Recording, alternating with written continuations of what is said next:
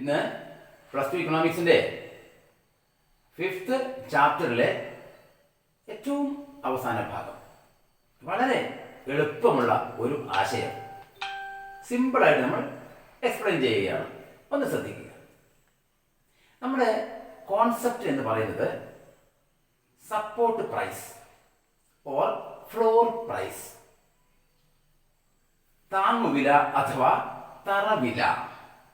Okay, floor price, തറവില or support price, താങ്ങുവില. രണ്ടും ഒന്ന് തന്നെ. എന്താണ് തറവില അഥവാ താങ്ങുവില എന്നുള്ളതാണ്.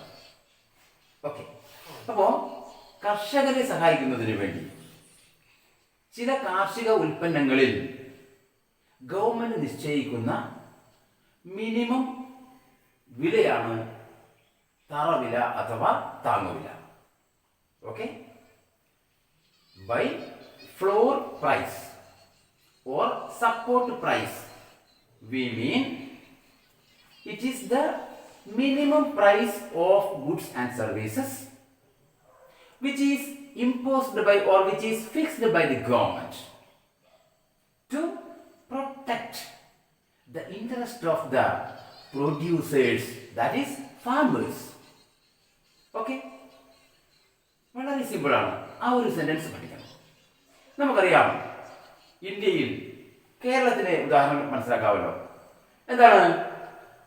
ചില കാർഷിക ഉൽപ്പന്നങ്ങളിൽ ഉദാഹരണമായി നെല്ല്,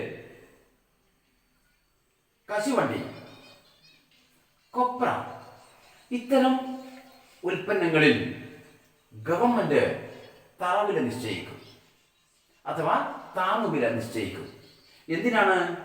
കർഷകരെ സഹായിക്കുന്നതിന് വേണ്ടിയിട്ടാണ്.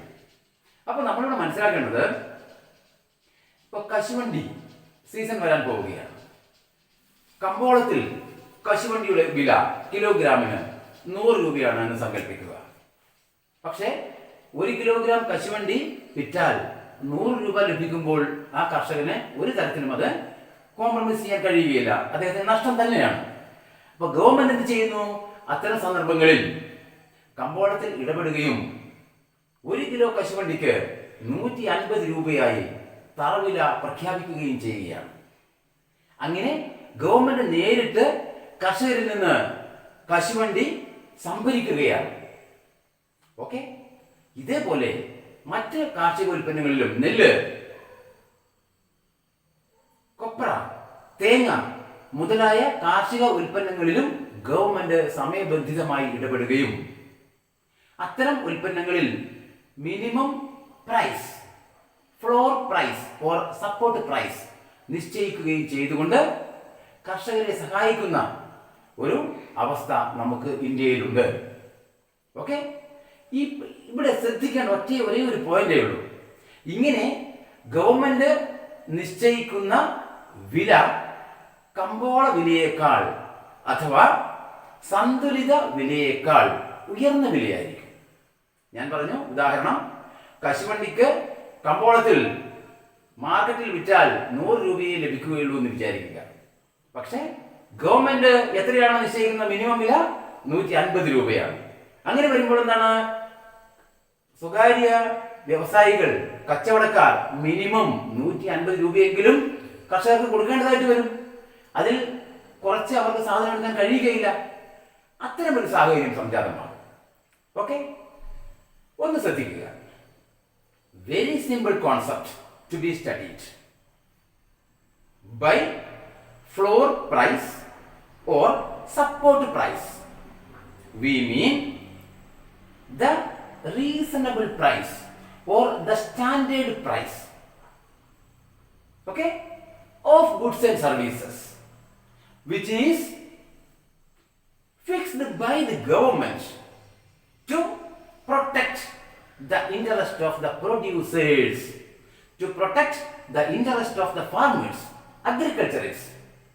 Okay, and in India, especially in Kerala, support prices are declared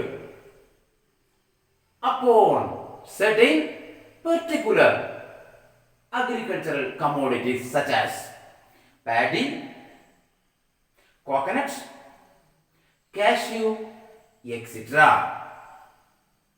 And it should be remembered here that the support price or the floor price which is fixed by the government will be always higher than the equilibrium price. That is the point. എന്താണ് അർത്ഥം? കമ്പോളത്തിൽ ഉള്ള സന്തുലിത വിലയേക്കാൾ ഉയർന്ന വിലയാണ് government നേരത്തെ സൂചിപ്പിച്ച തരം വസ്തുക്കൾക്ക് നിശ്ചയിക്കുക. അതുകൊണ്ട് എന്താണ് കച്ചവടക്കാർക്ക് ഗവൺമെന്റ് നിശ്ചയിച്ചതിൽ കുറഞ്ഞ ഒരു വിലയ്ക്ക് സാധനം എടുക്കാൻ പാടില്ല, സാധ്യമല്ല. എന്താണ് ഗവൺമെന്റ് ചെയ്യുന്നത്? കർഷകരിൽ നിന്ന് നേരിട്ട് ഇത്തരം വസ്തുക്കൾ ശേഖരിക്കുകയാണ്, സംഭരിക്കുകയാണ്, ഗവൺമെന്റ് കസ്റ്റഡിയിൽ അത് സൂക്ഷിക്കുകയാണ്. എന്നിട്ട് എന്ത് ചെയ്യുന്നു? എപ്പോഴാണോ ഇത്തരം സ്റ്റോക്ക് ചെയ്ത വസ്തുക്കളുടെ വില ക്രമേണ കമ്പോളത്തിൽ വർദ്ധിക്കുക, അപ്പോൾ ഗവൺമെന്റ് ആ വസ്തു വിൽക്കുകയും ചെയ്യും, കർഷകർക്ക് ന്യായവില നൽകുകയും ചെയ്യും. അങ്ങനെ കർഷകരെ സഹായിക്കുന്നതിന് വേണ്ടി, ഉൽപാദകരെ സഹായിക്കുന്നതിന് വേണ്ടി ഗവൺമെന്റ് കമ്പോളത്തിൽ ഇടപെട്ടുകൊണ്ട് ചില കാർഷിക ഉൽപ്പന്നങ്ങൾക്ക് നിശ്ചയിക്കുന്ന മിനിമം വിലയാണ് തറവില അഥവാ താങ്ങുവില. ഈ ആശയം നമുക്ക് വളരെ എളുപ്പത്തിൽ ഒരു ഡയഗ്രത്തിന്റെ സഹായത്തോടു കൂടി പഠിക്കുവാനായിട്ട് സാധിക്കും. അപ്പോൾ ഇംഗ്ലീഷിൽ പരീക്ഷ എഴുതുന്ന കുട്ടികൾ ഒരു 2 സെന്റൻസ് പഠിക്കുക. Once again, by the concept floor price or support price, we mean the price, the minimum price, the standard price or the reasonable prices of certain agricultural commodities which is fixed by the government to protect the interest of the producers. That is, to protect the interest of the agriculturists, that is the farmers. Okay? And in India, see, the support prices are declared or the support prices are fixed upon certain commodities, agricultural products like paddy, coconut, cashew, etc. And the notable point here is, see, the price, the support price fixed by the government will be always higher than, greater than the equilibrium price. Okay? The so-called concept, see, the floor price or the support price can be easily explained by the help of a diagram, or the impact of the declaration of the supply, the floor price or the support price can be diagrammatically explained easily. Okay? See the diagram.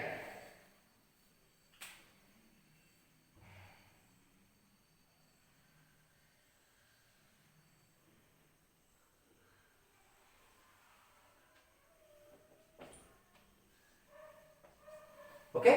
See the diagram. ഒരു 2-dimensional diagram ആണ്. ശ്രദ്ധിക്കുക. In this diagram, x-axis as usual represents the quantity, that is the quantity which is demanded and supplied. അപ്പോൾ x അക്ഷത്തിൽ നമ്മൾ രേഖപ്പെടുത്തുന്നത് എന്താണ്? അളവാണ്, സാധനത്തിന്റെ അളവാണ്.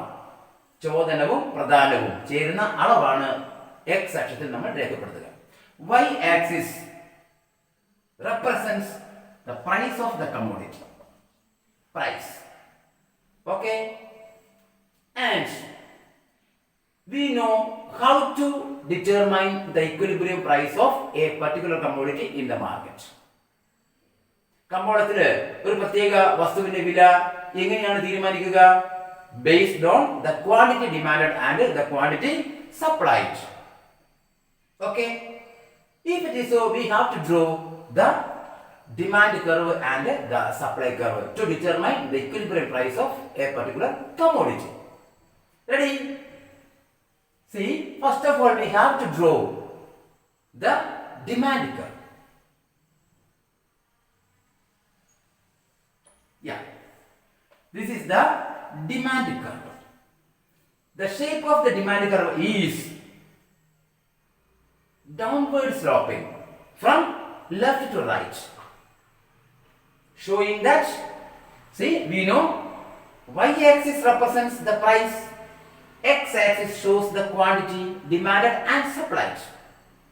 The demand curve has been drawn downwards from left to right, showing that when price of the commodity falls gradually, more and more quantity of that commodity will be demanded by the consumers, by the people. If it is so, the demand curve is negatively sloped. Very simple. And likewise, the supply curve, we know what is the law of supply. What is the law of supply? എന്താണ് പ്രധാന സിദ്ധാന്തം? സാധനങ്ങളുടെ വിൽപ്പനയുമായി ബന്ധപ്പെട്ടതാണ്. ഏതൊക്കെ സമയത്ത് വസ്തുക്കൾക്ക്, ഉൽപ്പന്നങ്ങൾക്ക് കൂടുതൽ കൂടുതൽ വില ലഭ്യമാകുമോ അത്തരം സാഹചര്യങ്ങളിൽ കർഷകർ, ഉൽപാദകർ കൂടുതൽ കൂടുതൽ സാധനങ്ങൾ വിൽക്കുന്നു. ഇവിടെ വിലയും വിൽപ്പനയും ഒരേ ദിശയിലാണ് വർദ്ധിക്കുക. വില വർദ്ധിക്കുന്നു, വിൽപ്പനയും വർദ്ധിക്കുന്നു. It means as and when the price of the commodity rises, more and more units of that commodity will be supplied, okay, will be offered for sale by the sellers or by the producers. If it is so, the supply curve is positively sloped like this. See, yeah, this is the typical supply curve. Yes, ഇത് പ്രധാന വക്രമാണ്. എന്താണ് പ്രധാന വക്രം? ഇടത്തു നിന്ന് വലത്തോട്ട് മുകളിലേക്ക് പോസിറ്റീവായി പോയിരിക്കുകയാണ്. കാരണം എന്താണ്? വില വർദ്ധിക്കുന്നു, വിൽപ്പന വർദ്ധിക്കുന്നു. Okay, and see, in this particular point, say point E, both the demand curve DD and the supply curve SS cuts each other, and thereby determining, see, Q0, quantity of that commodity which is demanded and supplied.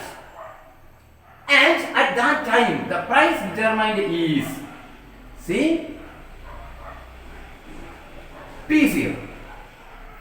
Okay? At P0 price, Q0 level of quantity will be demanded and supplied. Okay. അപ്പോൾ ഇത് സന്തുലിതാവസ്ഥയാണ്. ചോദനവും പ്രദാനവും തുല്യത പാലിച്ച അവസ്ഥയാണ്. ഇതിനു മുമ്പത്തെ വീഡിയോയിലൊക്കെ നമ്മൾ ഇത് വ്യക്തമായി പഠിച്ചിട്ടുള്ളതാണ്. എങ്കിൽ കൂടി ചില കുട്ടികൾക്ക് കൺഫ്യൂഷൻ ഉണ്ടാവും. ചോദന വക്രം ഇടത്തു നിന്ന് വലത്തോട്ട് ചെരിഞ്ഞിരിക്കുകയാണ്, ചെരിച്ച് വരച്ചിരിക്കുകയാണ്. പ്രധാന വക്രം ഇടത്തു നിന്ന് വലത്തോട്ട് പോസിറ്റീവായിട്ട് വരച്ചിരിക്കുകയാണ്. അപ്പോൾ ഡി ഡി നെഗറ്റീവ് സ്ലോപ്പിംഗ് ആണ്, എസ് എസ് പോസിറ്റീവ് സ്ലോപ്പിംഗ് ആണ്. എപ്പോഴും ഓർത്തിരിക്കണം. ഇവിടെ നമ്മൾ അപ്ലൈ ചെയ്ത് എന്താണ്? Law of demand and law of supply. രണ്ടും കൂടി പരസ്പരം ഖണ്ഡിച്ച ബിന്ദു ഇ. ഇതിന്റെ അർത്ഥം എന്താണ്? രണ്ട് ഘടകങ്ങളും, ചോദനവും പ്രധാനവും ഈ ബിന്ദുവിൽ തുല്യത പാലിച്ചു എന്നാണ്. At point E, this much quantity of the commodity will be demanded and supplied. At this point Q0, see, entire quantity which is supplied will be demanded, will be sold off. Nothing remains unsold. That is the point. Okay? അപ്പോൾ അത്രയും നിങ്ങൾക്ക് എല്ലാവർക്കും അറിയാം. And see, it should be remembered here that, see, the floor price or the support price of goods and services which is fixed by the government will be always greater than, higher than the equilibrium price or the market price. Okay? If it is so, we have to plot. See, we have to mark the floor price or the support price like this. See, PF. എല്ലാ കുട്ടികളോടും ശ്രദ്ധിക്കേണ്ട ഒരു കാര്യം എന്താണ്? തറവില അഥവാ താങ്ങുവില എന്നത് സർക്കാർ നിശ്ചയിക്കുന്ന വിലയാണ്. ഈ വില എപ്പോഴും എന്താണ്? കമ്പോള വിലയേക്കാൾ കൂടുതലായിരിക്കും. ഞാൻ പറഞ്ഞു, കമ്പോളത്തിൽ 1 കിലോ കശുവണ്ടിക്ക് 100 രൂപയാണ് വില കച്ചവടക്കാർ നൽകുന്നത് എന്ന് വിചാരിക്കുക. ആ 100 രൂപ കിട്ടിക്കഴിഞ്ഞാൽ ഒരു കർഷകന് ഒരു കാരണവശാലും അത് മുന്നോട്ട് കൊണ്ടുപോകാൻ ബുദ്ധിമുട്ടാണ്, അദ്ദേഹത്തിന് നഷ്ടമാണ്. അതുകൊണ്ട് എന്താണ് ഗവൺമെന്റ് ഇത്രയധികം വില 150 പ്രഖ്യാപിക്കുകയാണ്. അത് അങ്ങനെ വില 150 1 കിലോഗ്രാം കശുവണ്ടിക്ക് ഗവൺമെന്റ് പ്രഖ്യാപിക്കുന്നതിന് നമ്മൾ എന്ത് പറയുന്നു? തറവില ഗവൺമെന്റ് നിശ്ചയിച്ചു, അഥവാ താങ്ങുവില ഗവൺമെന്റ് ആ പ്രത്യേക ഉൽപ്പന്നത്തിൽ നിശ്ചയിച്ചു എന്നാണ്. അപ്പൊ ഈ നിശ്ചയിച്ചിരിക്കുന്ന താങ്ങുവില അഥവാ തറവില ഇതിനേക്കാൾ കൂടുതലാണ്, കമ്പോള വിലയേക്കാൾ അധികമാണ്. അതുകൊണ്ട് നമ്മൾ എപ്പോഴും എന്താണ് ചെയ്യേണ്ടത്? കമ്പോള വിലയ്ക്ക് മുകളിൽ ഒരു ബിന്ദു രേഖപ്പെടുത്തിക്കൊണ്ട് വേണം തറവില മനസ്സിലാക്കുവാൻ. ഓക്കെ, അപ്പൊ നമ്മൾ എന്താണ് ഇവിടെ തറവില നിശ്ചയിച്ചു, അതിനാണ് PF എന്ന് കൊടുത്തു. എന്താണ് F? Floor. PF means floor price. Okay, ഇനി ഈ ബിന്ദുവിൽ നിന്ന് ഒരു ലൈൻ കൊടുക്കൂ, നേരെ പോട്ടെ. യെസ്, ആദ്യം തന്നെ എന്താണ്? ഡിമാൻഡ് കർവിൽ ടച്ച് ചെയ്തിരിക്കുകയാണ്, ചോദന വക്രത്തിൽ ടച്ച് ചെയ്തിരിക്കുകയാണ്. ഇവിടെ നിന്ന് നേരെ നമ്മൾ എന്ത് ചെയ്യും? X അക്ഷത്തിലേക്ക് ഒരു ലൈൻ കൊടുക്കുകയാണ് ചെയ്യുക. ഓക്കെ, നമുക്കറിയാം Q0, Q എന്ന് നമ്മളെപ്പോഴും എന്താണ്? ക്വാണ്ടിറ്റിയെ സ്പെസിഫൈ ചെയ്യുന്നതിന് വേണ്ടിയാണ്. ക്വാണ്ടിറ്റി അളവ് സ്പെസിഫൈ ചെയ്യുന്നതിനാണ്. P ആണെങ്കിലോ പ്രൈസ് സ്പെസിഫൈ ചെയ്യുന്നതിന് വേണ്ടിയാണ്. അതുകൊണ്ട് ഇവിടെ നമ്മൾ എന്ത് ചെയ്യണം? ഇവിടെ Q1F എന്ന് കൊടുക്കണം. എന്താണ്? At PF price the quantity demanded is only Q1F, this much quantity, but at the same time the quantity supplied, the quantity which is offered for sale by the producers will be equal to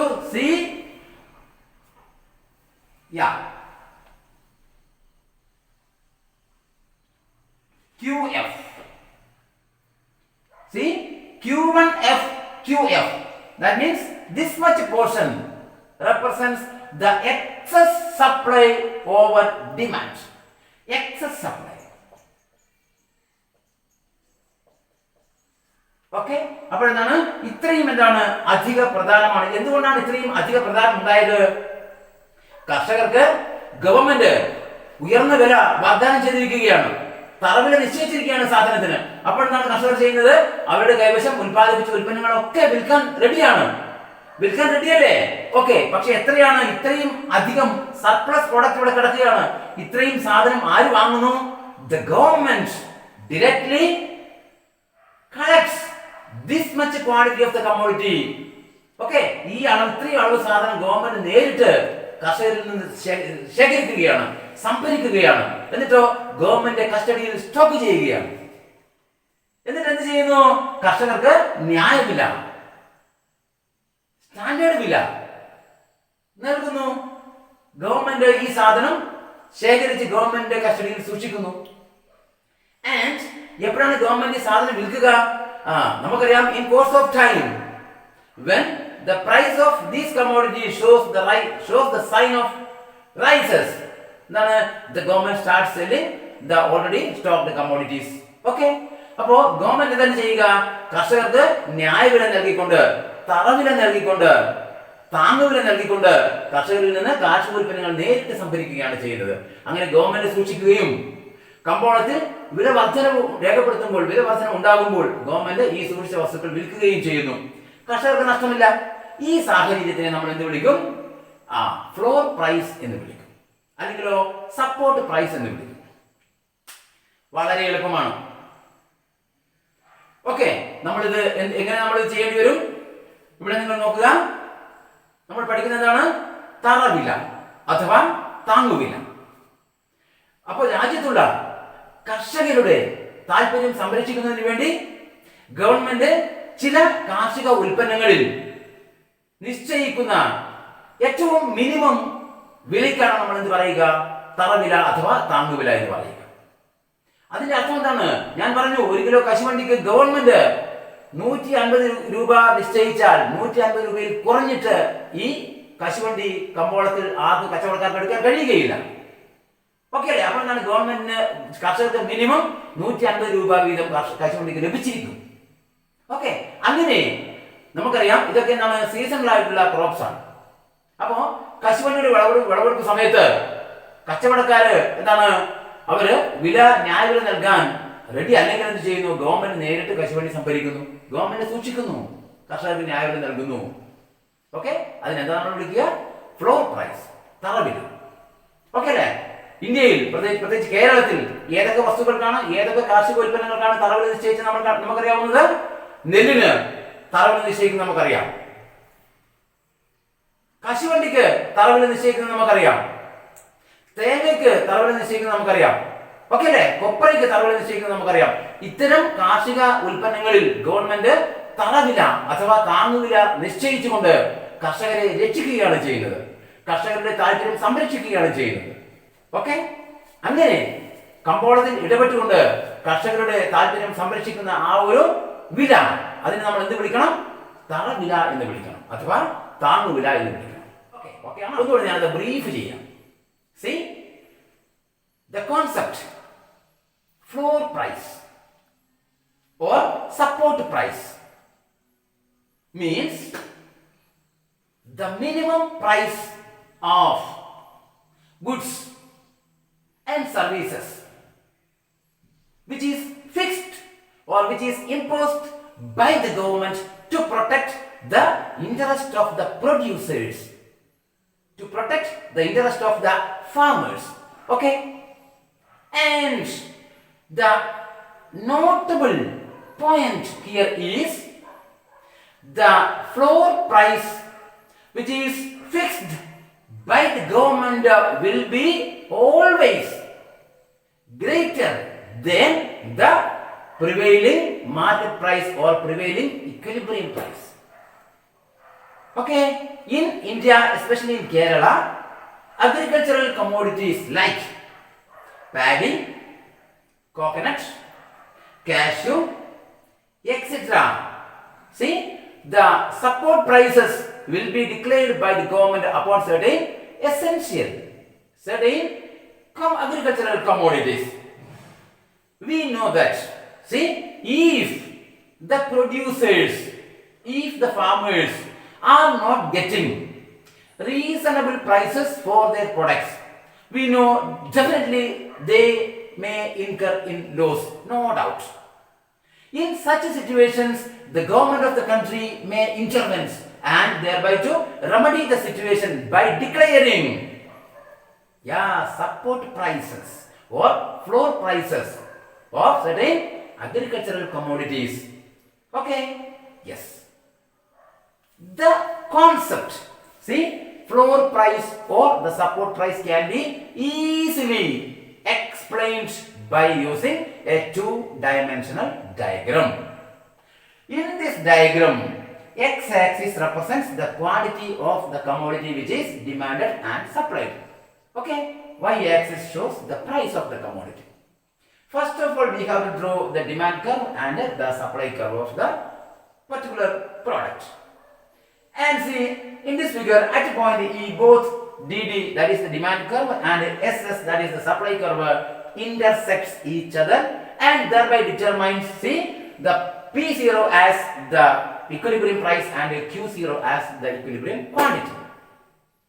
It should be remembered here that, see, the floor price which is fixed by the government will be higher, should be higher than the market price, than the equilibrium price. If it is so, see, PF represents floor price.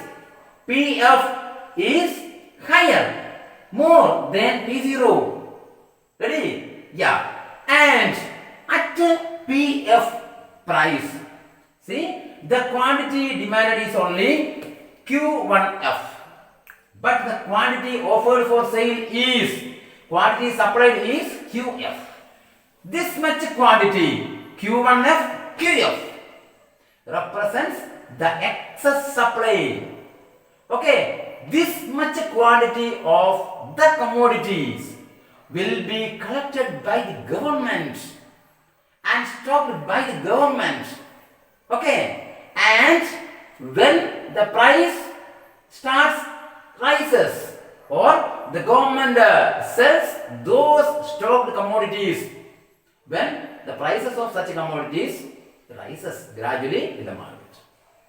Okay, വളരെ എളുപ്പമാണ്. കർഷകരെ സഹായിക്കുന്നതിന് വേണ്ടി കാർഷികോൽപ്പന്നങ്ങളിൽ government നിർണയിക്കുന്ന minimum വിലയ്ക്ക് നമ്മൾ എന്ത് വിളിക്കും? തറവില അഥവാ താങ്ങുവില എന്ന് വിളിക്കും. ഇന്ത്യയിൽ പ്രത്യേകിച്ച് കേരളത്തിൽ കശുവണ്ടി, നെല്ല്, തേങ്ങ ഇത്തരം കാർഷികോൽപ്പന്നങ്ങളിലാണ് ഗവൺമെന്റ് തറവില നിശ്ചയിക്കുന്നത്. ഇത് കർഷകരുടെ താല്പര്യം അഥവാ ക്ഷേമം സംരക്ഷിക്കുന്നതിന് വേണ്ടിയിട്ടാണ്. എപ്പോഴും ശ്രദ്ധിക്കേണ്ടത് എന്താണ്? സന്തുലിത വിലയേക്കാൾ ഉയർന്നതാണ് തറവില. ഞാൻ പറഞ്ഞു കമ്പോള വിലക്കാണ് നമ്മൾ സന്തുലിത വില എന്ന് നമ്മൾ പറയും അല്ലേ? അപ്പോൾ കമ്പോള വില, ഒരു കിലോ കശുവണ്ടിക്ക് കമ്പോളത്തിൽ ഒരു കടയിൽ നമ്മൾ വിൽക്കുമ്പോൾ 100 രൂപയെ കിട്ടുമെങ്കിൽ ഗവൺമെന്റ് നിശ്ചയിക്കുന്ന എപ്പോഴും എന്താണ്? 100-ലധികമാണ്. 100-ലധികമാണ്. അതെന്താണ് ഞാൻ പറഞ്ഞത്? 150 ആണ് എന്ന് നിങ്ങൾ സങ്കല്പിക്കണം. അപ്പൊ 150 എന്ന ഗവൺമെന്റ് വില എന്താണ്? തറവിലയാണ്. ഇത് കർഷകനെ സഹായിക്കുന്നതിന് വേണ്ടിയിട്ടുള്ളതാണ്. ഓക്കെ അല്ലേ? ഈ ഒരു ആശയം നമ്മൾ ഡയഗ്രം ആക്കുകയാണ്. ഡയഗ്രത്തിൽ എപ്പോഴും നിങ്ങൾക്കറിയാം ചോദന വക്രവും പ്രധാന വക്രവും. ചോദന വക്രം ഇടത്തുനിന്ന് വലത്തോട്ട് ചെരിഞ്ഞ് നെഗറ്റീവായി സ്ലോപ്പ് ചെയ്യുകയാണ്. പ്രധാന വക്രം ഇടത്തുനിന്ന് വലത്തോട്ട് മുകളിലേക്ക് പോസിറ്റീവായി സ്ലോപ്പ് ചെയ്യുകയാണ്. ഇതൊക്കെ പഠിച്ചിട്ടുള്ളതാണ്. രണ്ട് വക്രങ്ങളും സന്ധിക്കുന്ന ബിന്ദുവിനെ നമ്മൾ സന്തുലിത ബിന്ദു എന്ന് നമ്മൾ വിളിക്കും അല്ലേ? സന്തുലിത ബിന്ദു, ഇക്വിലിബ്രിയം പോയിന്റ് എന്ന് നമ്മൾ വിളിക്കും.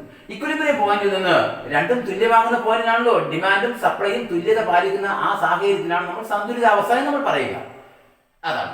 അപ്പൊ ഈ സന്തുലിതാവസ്ഥയിൽ ഉള്ള വില P0 ആണ്, വിൽക്കുന്നതും വാങ്ങുന്നതും അളവ് Q0 ആണ്. ഓക്കെ. പക്ഷേ ഇത് കർഷകനെ സംബന്ധിച്ചിടത്തോളം നഷ്ടമാണ്. കർഷകൻ ആ വില കിട്ടിയാൽ പോരാ. അപ്പൊ ഗവൺമെന്റ് എന്ത് ചെയ്യും? അത്തരം സാഹചര്യങ്ങളിൽ കമ്പോളത്തിൽ ഇടപെടും. കാരണം ഗവൺമെന്റ് ഉയർന്ന വില ചില വസ്തുക്കൾക്ക് നിർണ്ണയിക്കും. ആ വിലയാണ് തറവില അഥവാ താങ്ങുവില. അപ്പൊ അങ്ങനെ ഉയർന്ന വില നിർണ്ണയിക്കുമ്പോൾ നിങ്ങൾ നോക്കൂ, നമുക്കറിയാലോ കാർഷിക ഉൽപ്പന്നങ്ങൾ ഒരുപാട് കാലം സ്റ്റോക്ക് ചെയ്യാനൊന്നും കഴിയുകയില്ല, പെരിഷബിൾ ആണ്. പക്ഷേ എന്താണ്? ഗവൺമെന്റ് PF ഉയർന്ന വില നിശ്ചയിക്കുമ്പോൾ എന്താണ്? സ്വാഭാവികമായിട്ടും ചോദനം Q1F ഇത്രയേ ഉള്ളൂ. കാരണം എപ്പോഴും ഇവിടെ ചോദന നിയമമാണ് വർക്കൗട്ട് ആവുന്നത്. പക്ഷേ പ്രധാനം കണ്ടോ, വിൽപ്പനയുടെ അളവ് കണ്ടോ, ഇത്രയും ഉണ്ട് വിൽപ്പന അല്ലേ? QOQF ഇത്രയും വിൽപ്പനയുണ്ട്. അതായത് എന്താണ്? Q1F QF, അതായത് ഇത്രയും അളവ് സാധനം, ഇത്രയും യൂണിറ്റ് സാധനം എന്താണ്? കമ്പോളത്തിൽ വിൽക്കുവാൻ കർഷകർ റെഡി ആയിരിക്കുകയാണ്. ആ സാധനം വാങ്ങുവാൻ ഗവൺമെന്റ് കർഷകരെ സംരക്ഷിച്ചുകൊണ്ട് വാങ്ങുകയാണ് അല്ലേ? ഗവൺമെന്റ് സംഭരിക്കുകയാണ്. അങ്ങനെ കർഷകർക്ക് ന്യായവില നൽകിക്കൊണ്ട് ആ വസ്തുക്കൾ ഗവൺമെന്റ് സൂക്ഷിക്കുകയും ചെയ്യുകയാണ്. കമ്പോളത്തിൽ വില വർദ്ധിക്കുമ്പോൾ ഗവൺമെന്റ് വിൽക്കുകയും ചെയ്യുന്നു. അങ്ങനെ ഈ പ്രശ്നം പരിഹരിക്കും. എല്ലാവരും പഠിക്കണം. ഈ വീഡിയോ നിങ്ങൾക്ക് ഇഷ്ടപ്പെട്ടിട്ടുണ്ടാവും എന്ന് ഞാൻ വിചാരിക്കുകയാണ്. വളരെ ആനുകാലിക പ്രസക്തിയുള്ള, ആനുകാലിക പ്രാധാന്യമുള്ള ഒരു വിഷയമാണ് നമ്മളിപ്പോൾ ഡിസ്കസ് ചെയ്തത്. എല്ലാവരും ലൈക്ക് ചെയ്യണം, കമൻറ്റ് ചെയ്യണം. സബ്സ്ക്രൈബ് ചെയ്യാത്ത വിദ്യാർത്ഥികൾ ചാനൽ സബ്സ്ക്രൈബ് ചെയ്യണം. നന്നായിട്ട് പഠിക്കണം. Okay, all the best.